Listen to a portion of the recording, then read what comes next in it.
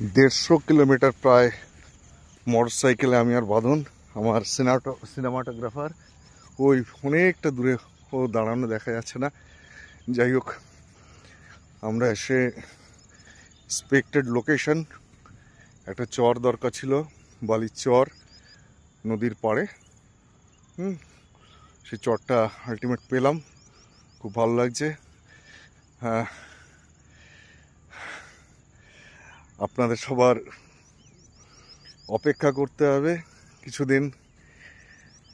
আর একটা আমাদের next project, সেই প্রজেক্টটা আমরা শুরু করতে চলেছি। এখানে আমরা ফার্স্ট শুটিং, প্রথম দিনের শুটিং আমরা এখানেই করব।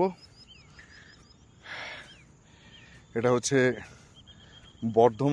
বর্ধমানের ঘুষকরার থেকে প্রায় 30 কিলোমিটার ভেতরে অজয় নদীর একটা চর। Thank you.